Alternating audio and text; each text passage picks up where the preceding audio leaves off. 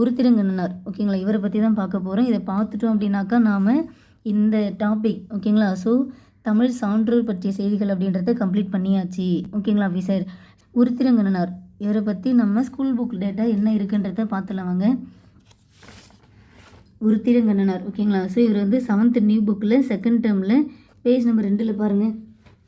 So Uruthirangannanar அப்படின்னாலே நமக்கு என்ன ஞாபகம் வரணும்? பட்டினப்பாலை. ஓகேங்களா, பட்டினப்பாலை, பெரும்பானாற்றுப்படை, இது ரெண்டுமே வந்து யார் ஏற்றிருப்பாங்க? கடியலூர் உருத்திரங்கண்ணனார் தான். அந்த பட்டினப்பாலை, பெரும்பானாற்றுப்படை ரெண்டுமே வந்து 10 பாட்டு நூல்கள் ஆகும். ஓகேங்களா, ஸோ நிறைய டைம் சொல்லியிருக்கேன் நான், சங்க காலத்தை சார்ந்த நூல்கள் தான் வந்து இந்த 8 தொகையும் 10 பாட்டும். கரெக்டுங்களா?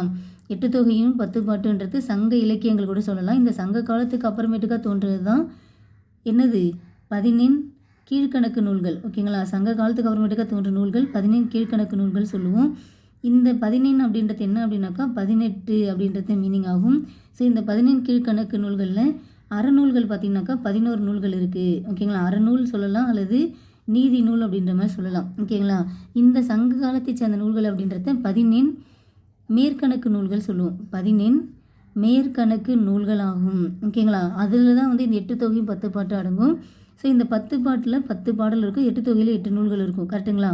ஆக மொத்தம் 18. ஏன்னா 14 என்பது 18. இந்த 10 பாட்டு நூல்களில் உள்ள பெரும்பானாற்றுப்படை, பட்டினப்பாலை இது ரெண்டுமே யார் ஏற்றிருக்கா? கடியலூர் உருத்திரங்கண்ணனார் அவர்கள். சரிங்களா ஆஃபீஸர்?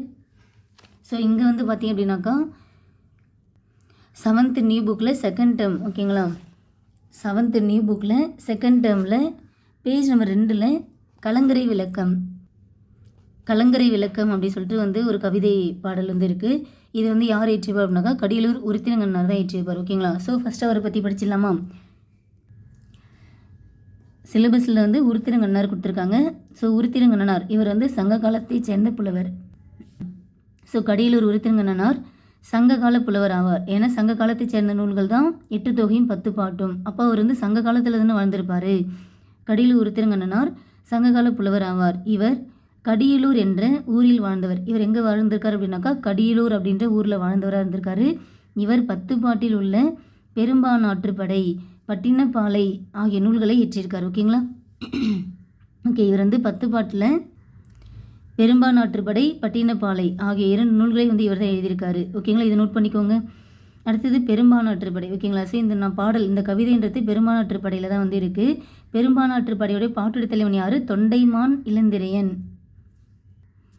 பெரும்பானாற்றுப்படையின் பாட்டுடை தலைவன் தொண்டைமான் இளந்திரையன் ஆவார். இந்த நூலின் 346 முதல் 351 வரை உள்ள அடிகள் நமக்கு பாடப்பகுதியாக வந்து கொடுத்துருக்கான்னு சொல்லியிருக்காங்க. அதாவது இந்த பாடல் வரிகள்ன்றது 346லேருந்து 351 வரைக்கும்.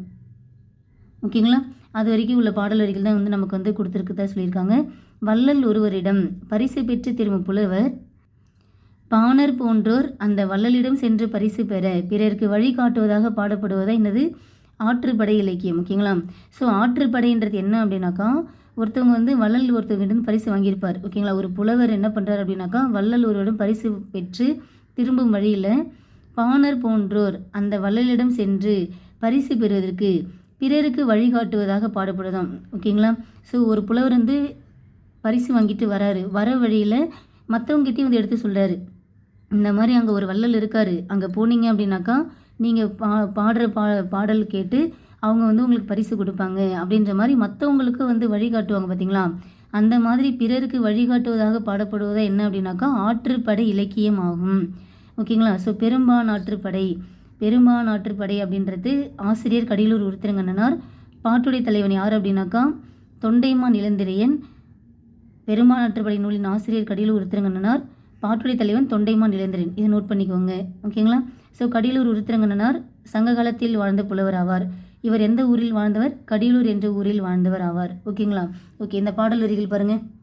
இங்கே அதுக்கு முன்னாடி என்ன கொடுத்துருக்காங்க பாருங்கள். கடலும் கடல் சார்ந்த இடமும் தமிழரின் வாழ்நிலங்களில் ஒன்று. ஏன்னா குறிஞ்சி, முல்லை, மருதம், நெய்தல், பாலை இருக்குமா? ஸோ நெய்தல் அப்படின்றது என்னது? கடலும் கடல் சார்ந்த இடம் சொல்லலாம். ஓகேங்களா, ஸோ கடலோடு வாழ்ந்த தமிழர் தம்முடைய தொழில்நுட்ப அறிவினால் களம் படைத்து அதனை கொண்டு மீன் பிடித்தும் வணிகம் செய்தும் வாழ்ந்து வந்தனர். கடற்பயணம் சென்று கரை திரும்புகின்ற தமிழர் கண்ட தொழில்நுட்பமே இந்த கலங்கரை விளக்கமாகும். சரிங்களா, ஏன்னா அதாவது கலங்கரை விளக்கத்துடைய அந்த லைட் வெளிச்சத்தை வச்சு தான் நம்ம போகிற இடன்றது எப்படி கரெக்டாக தான் போகிறோமான்றதுக்கான ஒரு வழிகாட்டுதலாக தான் இந்த கலங்கரை விளக்கம் இருக்கும். ஓகேங்களா? ஸோ கடற்பயணம் சென்று கரை திரும்புகின்ற தமிழர் கண்ட ஒரு தொழில்நுட்பமாக தான் இந்த கலங்கரை விளக்கம் இருக்குது. சரிங்களா? அதை பற்றி தான் வந்து சங்க பாடலில் கடிலூர் உருத்திரக்கண்ணர் வந்து ஒரு கவிதை எழுதியிருக்காரு, ஒரு பாடல் எழுதியிருக்காரு பாருங்கள். வானம் ஊன்றிய மதலை போல. ஓகேங்களா? ஸோ வானம் ஊன்றிய மதலை போல. மதலைனா என்ன அப்படின்னாக்கா தூண் அப்படின்னு சொல்லலாம். ஓகேங்களா? ஸோ வானம் ஊன்றிய தூணை போல ஏணி சாத்திய ஏற்றரும் சென்னி. ஏணி சாத்திய ஏற்றரும் சென்னி. சென்னி அப்படின்னாக்கா உச்சி அப்படின்னு சொல்லிட்டு மீனிங் இருக்குது. ஓகேங்களா? ஸோ ஏணி சாத்திய ஏற்றரும் சென்னி, அதாவது ஏணியை கொண்டு கூட வந்து ஏற முடியாத ஒரு உயரத்தை கொண்டு உள்ளது. அந்த கலங்கரை விளக்கமானது எப்படி இருக்குது அப்படின்னாக்கா வானமானது கீழே விழுந்து விடாமல் தாங்கி கொண்டிருக்கும் ஒரு தூணை போல் நிற்கின்றது. அதுதான் வந்து வானம் ஊன்றி மதலை போல. வானம் வந்து கீழே விழுந்து விடாத அளவுக்கு தாங்குகின்ற ஒரு தூணை போல வந்து இந்த கலங்கரை விளக்கம் இருக்குது அப்படின்னு சொல்லிட்டு ஏணி சாத்திய ஏற்றரும் சென்னி, அதாவது ஏணி கொண்டு கூட, ஓகேங்களா, ஏன்னா அந்தளவுக்கு உயரத்தில் இருக்கும். ஸோ ஏணி கொண்டு கூட ஏற முடியாத ஒரு உயரத்தை கொண்டதாக வந்து இந்த கலங்கரை விளக்கம் இருக்குது. விண்புறன் நிவந்த வேயா மாடத்து. விண்புறன் நிவந்த வேயா மாடத்து. ஓகேங்களா? ஸோ வேயா மாடம் அப்படின்றது என்ன அப்படின்னாக்கா திண்மையாக சாந்து பூசப்பட்ட ஒரு மாடம் சொல்லலாம். ஸோ வைக்கோல் போன்றவற்றால் வேயப்படாமல் திண்மையாக சாந்து பூசப்பட்ட ஒரு மாடம். ஓகேங்களா? ஸோ திண்மையாக ஒரு சாந்து பூசப்பட்ட ஒரு மாடமாக வந்து இது இருக்குது. விண்புற நிவந்த வேயா மாடத்து. ஓகேங்களா? ஸோ வேயப்படாமல் சாந்து பூசப்பட்ட ஒரு விண்ணை முட்டுகின்ற ஒரு மாடத்தை உடையதாக இருக்குது. ஓகேங்களா? விண்ணை முட்டுகின்ற ஒரு மாடத்தை உடையதாக இது இருக்குது. இரவில் மாட்டிய இலங்கு சுடர் நெகிழி. நெகிழினா தீச்சுடர். ஓகேங்களா? நெகிழி. ஓகேங்களா? இதுதான் சொல்கிறாங்க. நெகிழினா தீச்சுடர் ஆகும். ஓகேங்களா? நெகிழி என்பது சொற்பொருள் என்ன? தீச்சுடர். இரவில் மாட்டிய இலங்கு சுடர் நெகிழி. இரவில் ஏற்றப்பட்ட, ஓகேங்களா, அந்த மாடத்தில் இரவில் ஏற்றப்பட்ட ஒரு எரிகின்ற விளக்கானது உறவு நீர் அழுவத்து ஓடுகளம் கரையும் துறை. ஓகேங்களா? கரையும்னா என்னது? அழைக்கும். கரையும்னா அழைக்கும். அழுவம்னா கடல். ஓகேங்களா? ஸோ கடலை குறிக்கின்ற ஒரு சொல்லாக தான் இந்த அழுவம் என்பது இருக்குது. ஓகேங்களா? உறவு நீர் அப்படின்னாக்கா பெருநீர் பரப்பு. உறவு நீர் அப்படின்றதுக்கான சொற்பொருள் என்ன? பெரிய நீர்ப்பரப்பு. ஓகேங்களா? உறவு நீர்னா பெரிய நீர்ப்பரப்பு. அழுவம்னா கடல். அடுத்தது கரையும்னா அழைக்கும். ஸோ உறவு நீர் அழுவத்து ஓடுகளம் கரையும். கடலில் துறை அறியாமல் கலங்குகின்ற அந்த மரக்கலங்களை தன்னுடைய துறை நோக்கி அழைக்கின்றதாம். எது? இந்த கலங்கரை விளக்கம். சரிங்களா?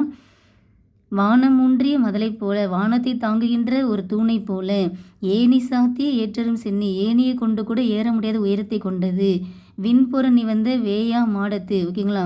ஸோ இந்த வைக்கோல் போன்றவற்றால் வேயப்படாமல் ஒரு திண்மையான சாந்து பூசப்பட்ட ஒரு மாடத்தை கொண்டதாக வந்து இருக்குது. இரவில் மாட்டிய இலங்கு சுடர் நெகிழி. ஓகேங்களா? அப்படிப்பட்ட அந்த மாடத்தில், ஓகேங்களா, அந்த எரிகின்ற ஒரு விளக்கு போல் வந்து இரவில் மாட்டிய இலங்கு சுடர் நெகிழி. ஓகேங்களா? இரவில் மாட்டிய ஒரு எரிகின்ற விளக்கு போல் வந்து காட்சியளிக்கின்றது. அப்படிப்பட்ட அந்த கலங்கரை விளக்கமானது என்ன செய்யுதுங்களாம்? உறவு நீர் அழுவத்து ஓடுகளம் கரையும். ஓகேங்களா? ஸோ பெரிய நீர்ப்பரப்பான கடல் நீரில் ஓடுகின்ற களத்தை, ஓகேங்களா, களம்னா கப்பல். ஓகேங்களா? ஸோ பெரிய நீர்ப்பரப்பை கொண்ட கடலில் ஓடுகின்ற களத்தை அழைப்பதை போல உள்ளது. சரிங்களா? ஸோ பாதை தெரியாமல் கடலில் வந்து எந்த துறை செல்லணும்னு சொல்லிட்டு அறியாமல் கலங்குகின்ற அந்த மரக்கலன்களை தன் துறை நோக்கி அழைக்கின்றது. அவ்வாறு வந்து இந்த கலங்கரை விளக்கத்தை மிகச்சிறப்பாக வந்து கடிலூர் உருத்திரங்கண்ணனார் கலங்கரை விளக்கம் எனும் தலைப்பில் பாடலை எழுதியுள்ளார். ஓகேங்களா ஆஃபீஸர்? இந்த பாடல் நோட் பண்ணிக்கோங்க. இதை கொடுத்துட்டு யார் எழுதுனா அப்படின்றது கேட்க வாய்ப்பில் இருக்குது. வானம் ஊன்றிய மதலை போல ஏணி சாத்திய ஏற்றரும் சென்னி விண்புற நிவந்த வேயா மாடத்து இரவில் மாட்டிய இலங்குச்சுடன் நெகிழி உறவு நீர் அழுவத்து ஓடுகளம் கரையும் துறை. ஓகேங்களா? ஸோ இந்த கான்செப்ட் புரிஞ்சுக்கிட்டே அப்படின்னாக்கா இந்த பாடல் வரி கொடுத்துட்டு உங்களுக்கு கேட்குறப்ப ஈஸியாக நீங்கள் ஞாபகம் வச்சுக்கலாம். ஓகேங்களா? ஸோ ஓகேங்களா? கடிலூர் உருத்திரங்கண்ணனாலே உங்களுக்கு 10 பாட்டு நூல்கள் வந்து 2 நூல் ஏற்றிருக்காரு. ஒன்று பெரும்பாலாற்றுப்படை, இன்னொன்று பட்டினப்பாலை. இவர் வந்து கடிலூர் என்ற ஊரில் வாழ்ந்தவர். சங்க காலத்தில் வாழ்ந்த புலவர் ஆவார். ஓகேங்களா? ஓகே, அடுத்தது 9th ஓல்டு புக்கில் ஃபஸ்ட் டேர்மில் பேஜ் நம்பர் 84 பாருங்கள். இது வந்து 9th ஓல்டு புக் ஃபஸ்ட்டு புக்கில் ஃபஸ்ட் டேர்மில் பேஜ் நம்பர் 84 இங்கே ஒரு வரி இருக்குது பாருங்கள். பட்டினப்பாலை பற்றி வந்து கொடுத்துருக்காங்க. புகார் நகரத்தில் நிறுத்தப்பட்ட நாவாய்கள் அலைகளால் அலைப்புண்டு கட்டுத்தறியில் கட்டப்பட்ட ஒரு யானையை அசைவது போல அசைந்தன, அவற்றின் உச்சியில் கொடிகள் அசைந்து ஆடின அப்படின்ற மாதிரி பட்டினப்பாலை சொல்லுது. ஓகேங்களா. ஸோ புகார் நகரமில் நாவாய்கள்லாம் நிறுத்தியிருப்பாங்க. ஓகேங்களா. அது எப்படி இருக்குங்களாம், ஒரு கட்டுத்தறியில் கட்டப்பட்ட ஒரு யானை அசைவது போல அசைந்தன. புகார் நகரத்தில் நிறுத்தப்பட்ட நாவாய்கள் பார்ப்பதற்கு எப்படி உள்ளது என்றால் கட்டுத்தறியில் கட்டப்பட்ட ஒரு யானை அசைவது போல இருந்தன, அவற்றின் உச்சியில் அந்த கொடிகள் அசைந்து ஆடின அப்படின்ற மாதிரி பட்டினப்பாலை கூறுகின்றது. ஓகேங்களா. ஸோ இதை நோட் பண்ணிக்கோங்க. ஏன்னா பட்டினப்பாலை நூலின் ஆசிரியர் வந்து கடில் உருத்திரங்கண்ணனார். கரெக்டுங்களா. அப்போ இதை கொடுத்துட்டு இதை சொன்னது யார் அப்படின்னு கேட்கலாம். ஓகேங்களா. இல்லைனா இது வந்து இடம்பெற்ற நூல் எதுன்னு கேட்கலாம். அவருடைய நூல் என்ன, பட்டினப்பாலை. ஓகேங்களா. ஓகே. அடுத்தது இதில் வந்து இந்த பாயிண்ட் தான் நான் சொல்ல வந்திருந்தேன். நெக்ஸ்ட்டு பார்த்தீங்கன்னாக்கா 10th ஓல்டில் பேஜ் நம்பர் 130. ஸோ இது 10th ஓல்டில் பேஜ் நம்பர் 130 பார்த்தீங்க அப்படின்னாக்கா இங்கே ஒரு பட்டினப்பாலை பாடல் வரிகள் இருக்குது பாருங்கள். நீரின் வந்த நிமிர்பரி புரவியும் காலின் வந்த கருங்கரி மூடையும் வடமலை பிறந்த மணியும் பொன்னும் குடமலை பிறந்த ஆரமும் அயிலும் அப்படின்ற பாடல் வரிகள் பட்டினப்பாலை இடம்பெற்றுள்ளது. ஓகேங்களா. இது வந்து ஒரு ஏற்றுமதி இறக்குமதி பற்றி சொல்கிற ஒரு கான்செப்ட் தான். பண்டைய காலத்து வாணிக பொருள்கள் வந்து துறைமுக நகரங்களிலிருந்து ஏற்றுமதி ஆகிருக்கும். கரெக்டுங்களா. எதுவுமே நம்ம வந்து ஒரு துறைமுகத்திலேருந்து தான் வந்து வேறு வேறு இடத்துக்கு கொண்டு வருவோம். கரெக்டுங்களா. பட்டினப்பாலையும் மதுரை காஞ்சியும் அவற்றை அழகுற கூறுகின்றன. ஸோ ஏற்றுமதி இறக்குமதினாலே வந்து மேக்ஸிமம் இந்த பட்டினப்பாலை மதுரை காஞ்சி தான் வந்து சொல்லியிருக்கோம். காவிரி பூம்பட்டின துறைமுகத்தில் பொருள்கள் மண்டியும் மயங்கியும் கிடந்தனை பின்வரும் பட்டினப்பாலை வரிகள் விளக்குகின்றன. நீரின் வந்த நிமிர்பரி புரவியும் காலின் வந்த கருங்கரி மூடையும் வடமலை பிறந்த மணியும் பொன்னும் குடமலை பிறந்த ஆரமும் மகிழும். சரிங்களா. ஸோ புரவினா குதிரைங்களா, காலின் வந்த கருங்கரினா மிளகு. ஓகேங்களா. அடுத்து வடமலை பிறந்த மணியும் பொன்னும், குடமலை பிறந்த ஆரம் அகில். சரிங்களா. ஸோ இந்த பாடல் வரிகள் கொடுத்துட்டு இதை வந்து யார் சொன்னா அப்படின்னு கேட்பாங்க. பட்டினப்பாலை நூலின் ஆசிரியர் கடில் உருத்திரங்கண்ணார். இதை நோட் பண்ணிக்கோங்க. ஓகேங்களா ஆஃபீஸர். ஓகே. ஸோ இந்த ஸ்கூல் புக்கில் உள்ள இந்த 3 பாடல் வரைக்கும் நல்லா படிச்சுக்கோங்க. அடுத்தது வந்து தேவிர புக்கில் வந்து பட்டினப்பாலை அப்படின்ற மாதிரி வந்து இருக்குது பாருங்கள். ஸோ பட்டினப்பாலைனாலே பட்டினம் என்பது ஒரு காவிரி பூம்பட்டினத்தை குறிக்கும். கரெக்டுங்களா. பட்டினம் என்பது காவிரி பூம்பட்டினத்தை குறிக்கின்றது. இந்த நகருக்கு வந்து புகார் பூம்புகார் அப்படின்ற பேரும் இருக்குங்களா. இந்த பட்டினப்பாலையை பாடுறது யார், கடியலூர் உருத்திரங்கண்ணனார். இது வந்து ஒரு அகம் சார்ந்த நூலாகும். மொத்தம் எத்தனை அடிகள் கொண்டது, 301 அடிகள் கொண்டது. ஓகேங்களா. மொத்தம் 301 அடிகள் கொண்டது. கரிகால் பெருவளத்தானை புகழ்ந்து பாடியிருக்கார். ஓகேங்களா. ஸோ பட்டினப்பாலையில் கடியலூர் உருத்திரங்கண்ணனார் என்ன பண்ணியிருக்காருனாக்கா கரிகால் பெருவளத்தானை வந்து புகழ்ந்து பாடியிருக்காரு. ஓகேங்களா. ஓகே. அடுத்தது பாருங்கள். புகார் நகரத்தில் நடைபெற்ற வணிகத்தை பற்றி விரிவாக கூறும் நூல் எது அப்படின்னாக்கா இந்த பட்டினப்பாலை தான். புகார் நகரத்தில் நடைபெற்ற வணிகத்தை பற்றி விரிவாக எடுத்து கூறும் நூல் எது அப்படின்னாக்கா இந்த பட்டினப்பாலை ஆகும். ஓகேங்களா. ஸோ இதை மட்டும் நோட் பண்ணிக்கிறீங்களா ஆஃபீஸர். ஓகே. நெக்ஸ்ட்டு பாருங்கள். முட்டாச்சிறப்பின் பட்டினம். ஓகேங்களா. முட்டாச்சிறப்பின் பட்டினம் அப்படின்றது வந்து இந்த இதில் வரும் பட்டினப்பாலை தான் வரும். ஓகேங்களா. முட்டாச்சிறப்பின் பட்டினம் அப்படின்றது பட்டினப்பாலை தான். அடுத்தது இங்கே பாருங்கள். நீரின் நின்றும் நிலத்து ஏற்றவும் நிலத்தின் நின்று நீர் பரப்பவும் அளந்து அறியா பல பண்டம் என்ற வரிகளும் வந்து பட்டினப்பாலையில் உள்ள ஒரு பாடல் வரிகள் தான். ஓகேங்களா. So okay. அப்போது 10 பாட்டில் கடியலூர் உருத்திரங்கண்ணார் பாடிய நூல்கள் எத்தனை இருக்குது, 2 இருக்குது. ஓகேங்களா. ஒன்று பெரும்பானாற்றுப்படை, இன்னொன்று பட்டினப்பாலை. கடியலூர் உருத்திரங்கண்ணனார் அவர்கள் 10 பாட்டு நூலில் 2 நூல்கள் பாடியுள்ளார். ஒன்று பெரும்பானாற்றுப்படை, இன்னொன்று பட்டினப்பாலை ஆகும். ஓகேங்களா. நெக்ஸ்ட்டு பார்த்திங்க அப்படின்னாக்கா ஸோ 10 பாட்டில் பெரும்பானாற்றுப்படை பாடல் அடிகள் என்ன அப்படின்னாக்கா 500 அடிகள் கொண்டது. இது வந்து ஒரு புறம் பற்றிய பாடலாகும். பாவகைன்றது ஆசிரியப்பா. பாடியவர் யார், கடியலூர் உருத்திரங்கண்ணனார் ஆவார். ஓகேங்களா. ஸோ பாட்டுடைய தலைவன் யார், தொண்டைமான் இளந்திரையன். ஸோ பெரும்பானாற்றுப்படை பாடலடிகள் 500 அடிகள் கொண்டதாக இருக்குது. இது வந்து புறம் பற்றிய ஒரு பாடலாகும். பாவகைன்றது ஆசிரியப்பாவை சார்ந்தது. ஆசிரியர் கடியலூர் உருத்திரங்கண்ணனார். பாட்டுடைய தலைவன் தொண்டைமான் இளந்திரையன். இந்த பெரும்பானாற்றுப்படைக்கு வழங்கப்படும் வேறு பெயர் என்ன அப்படின்னாக்கா பானாற்றுப்படை. இதை நோட் பண்ணிக்கோங்க. அடுத்தது பட்டினப்பாலை. பட்டினப்பாலை பொறுத்த வரைக்கும் வந்து பாடலுடைய அடியளவு என்ன அப்படின்னாக்கா 301. ஓகேங்களா. 301 பாடலடிகள் கொண்டது. இது வந்து ஒரு அகம் சார்ந்த நூலாகும். இது வந்து வஞ்சியடி கலந்த ஒரு ஆசிரியப்பாவை சார்ந்ததாக இருக்குது. ஆசிரியர் கடியலூர் உருத்திரங்கண்ணனார். அடுத்தது பாட்டுடை தலைவன் இருக்காங்களா அப்படின்னாக்கா கிடையாது. பட்டினப்பாலையில் பாட்டுடை தலைவன் கிடையாது. பட்டினப்பாலைக்கு வழங்கப்படும் வேறு பேர் என்ன? வஞ்சி நெடும் பாட்டு. இதை நோட் பண்ணிக்கோங்க. பட்டினப்பாலைக்கு வழங்கப்படும் வேறு பேர் என்ன அப்படின்னாக்கா வஞ்சி நெடு பாட்டு. ஓகேங்களா? ஸோ கடியலூர் உருத்திரங்கண்ணனார் அவர்கள் 10 பாட்டு நூலில் 2 நூல் பாடியிருக்காரு. ஒன்று பெரும்பானாற்றுப்படை, இன்னொன்று பட்டினப்பாலை. பெரும்பானாற்றுப்படை 500 அடிகள் கொண்டது, பட்டினப்பாலை 301 அடிகள் கொண்டது. பெரும்பானாற்றுப்படை புறம் பற்றியது. அதே பட்டினப்பாலை என்பது ஒரு அகம் பற்றிய நூலாகும். ரெண்டுமே ஆசிரியப்பா வகை சார்ந்ததான். இதுவும் ஆசிரியப்பா தான். இது வஞ்சியடி கலந்த ஆசிரியப்பா. அடுத்தது ஆசிரியர் யார்? கடியலூர் உருத்திரங்கண்ணனார் அவர்கள். ஓகேங்களா? பாட்டுடை தலைவன் பார்த்திங்க அப்படின்னாக்கா பெரும்பானாற்றுப்படையின் பாட்டுடை தலைவன் யார்? தொண்டைமான் இளந்திரியன். பட்டினப்பாலைக்கு பாட்டுடை தலைவன் கிடையாது. பெரும்பானாற்றுப்படைக்கு வழங்கப்படும் வேறு பேர் என்ன? பானாற்றுப்படை. பட்டினப்பாலைக்கு வழங்கப்படும் வேறு பேர் என்ன? வஞ்சி நெடும் பாட்டு. ஓகேங்களா? ஸோ இதை மட்டும் நோட் பண்ணிக்கோங்க. இப்போ நான் பார்த்த கண்டென்ட்ன்றதே நமக்கு எக்ஸாமில் கண்டிப்பாக இந்த கண்டென்ட்ன்றதே போதுமான டேட்டாஸ் தான். ஓகேங்களா ஆஃபீஸர்?